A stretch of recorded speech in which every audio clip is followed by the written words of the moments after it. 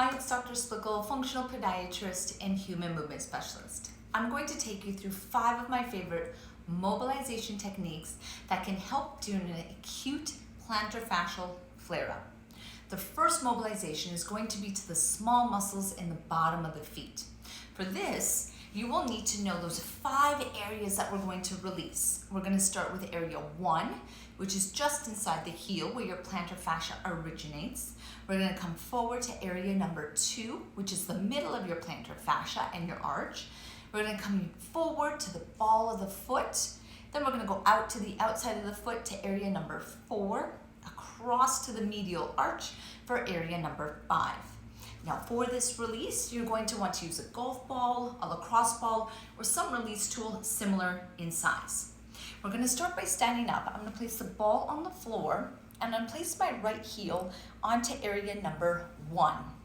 As I stand here, I'm going to just control how much pressure I'm pushing down into the ball. I'm always in control to how much pressure I want to use. I'm going to hold here for 30 seconds and then I'm going to move the ball back to area number 2.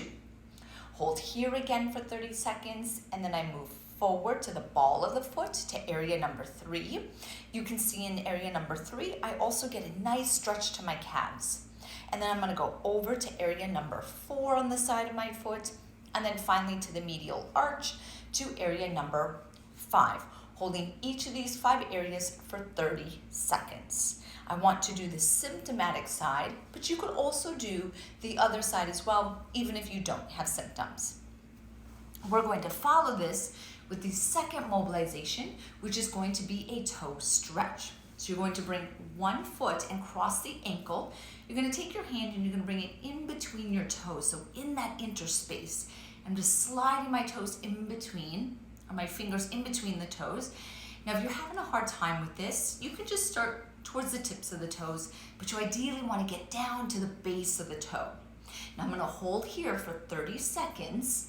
And then after 30 seconds, I want to start to bring the toes up and back down. We want to do this 10 times.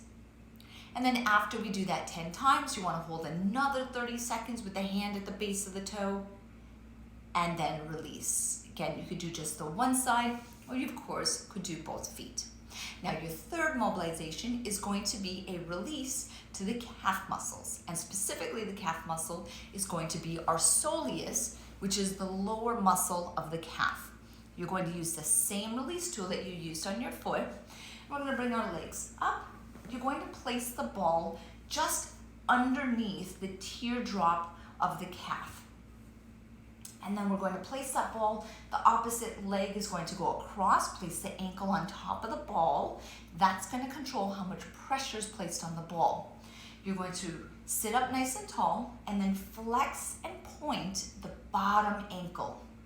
We're going to do this 10 times, and then after 10, you're going to roll your leg inward, place the ankle back on top of the ball, hold here, and then flex and point again 10 times.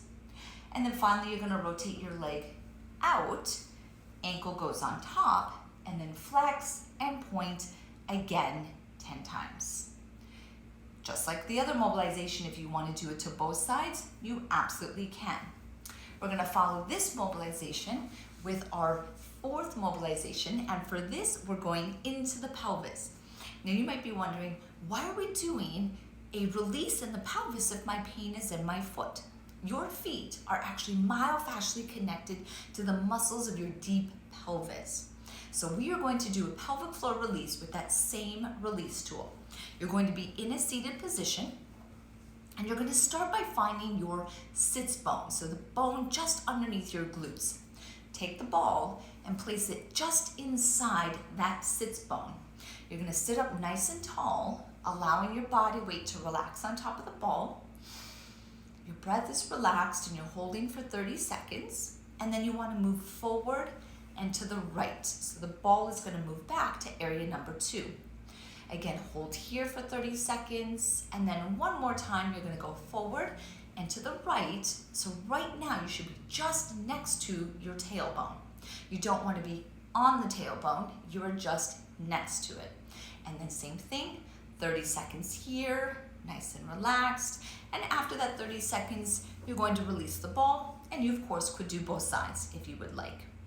Your final mobilization, we're going back to the pelvis. For this, we're going to stand up and we're going to open up our pelvis and our rib cage because they also connect down to your feet.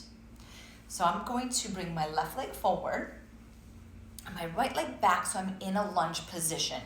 I'm going to slightly tuck my pelvis under, and then I'm going to pulse my hips forward. So I'm just pulsing my hips. I'm opening up the front of my right pelvis.